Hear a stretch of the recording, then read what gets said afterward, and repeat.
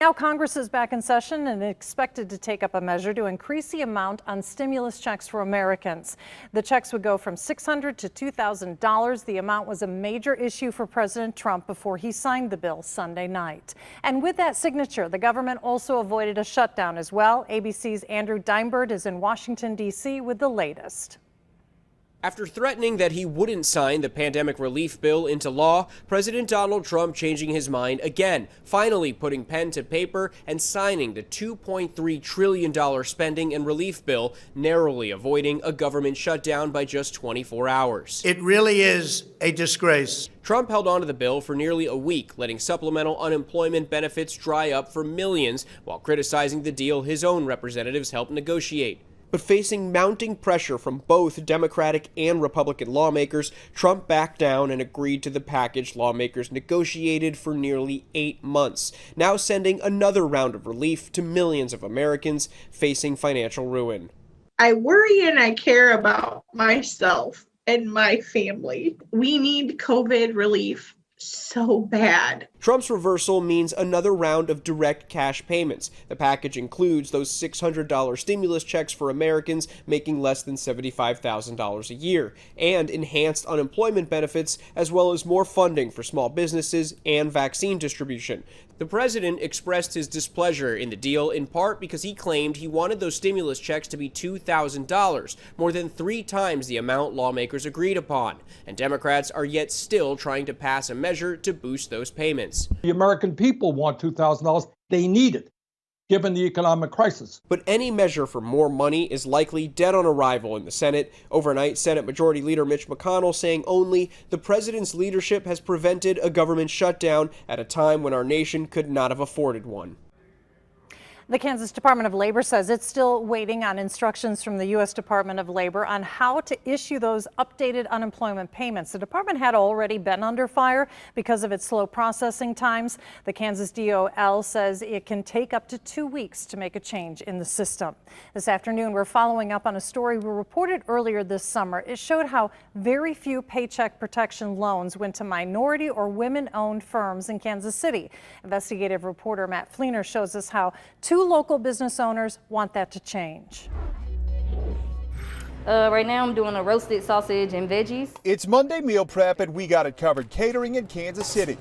Broccoli, green beans, some carrots. LaRonda Lanier is working hard to feed people during a pandemic. I basically had to alter my services. I had to come up with innovative ways to supplement my income. Okay, I'm on a roll. Creating healthy meals and making a profit hasn't come easy, especially since Lanier did not receive any help in the first round of Paycheck Protection loans. Business is slow for a lot of us because of the pandemic, and yeah, we just need a little boost. I know the previous package was criticized for how women and minority businesses received funding. Larice Youngblood with Cheyenne Logistics in Shawnee hopes this stimulus package is different, especially since Congress now set aside $12 billion to help minority-owned businesses. I continuously check the websites to see when can you apply.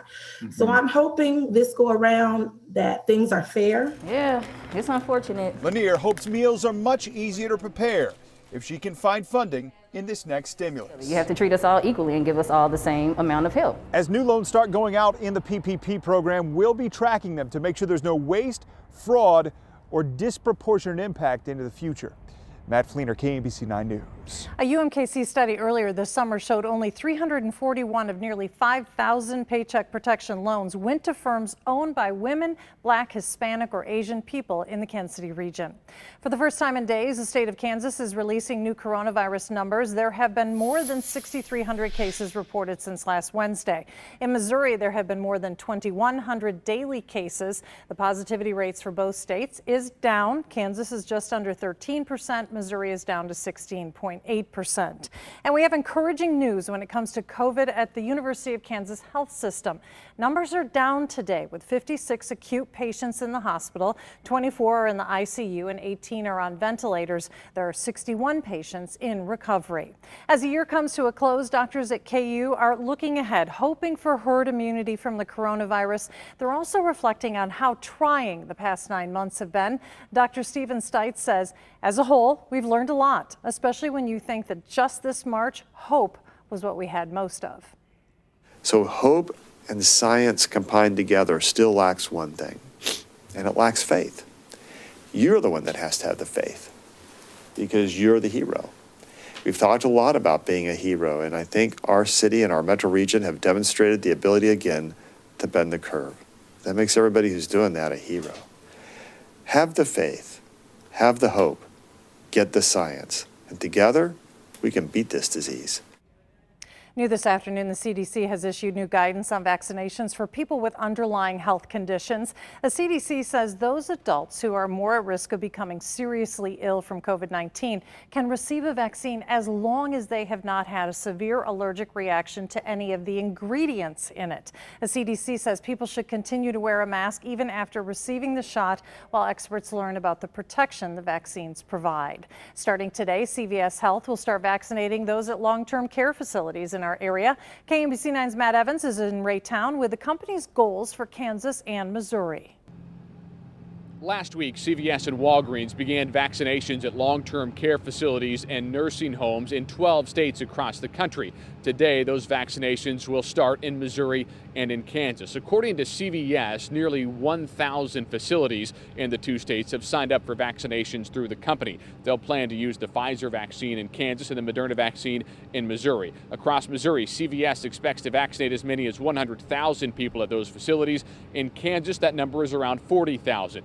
The Kansas City district leader for the company says this vaccination effort will require some long days and long hours, but he's already seen countless employees step up throughout the pandemic. We've had a lot of pharmacists and technicians raise their hand and say, I can do more. I can, pick up an extra shift a week, or I can go into a skilled nursing facility 2 days a week on top of my normal work that I'm doing now. The plan is to have those vaccinations wrapped up at long-term care facilities across Missouri and Kansas in the next 3 months. Then the next goal is to have those COVID-19 vaccinations available for the general public inside Walgreens and CVS stores sometime in March.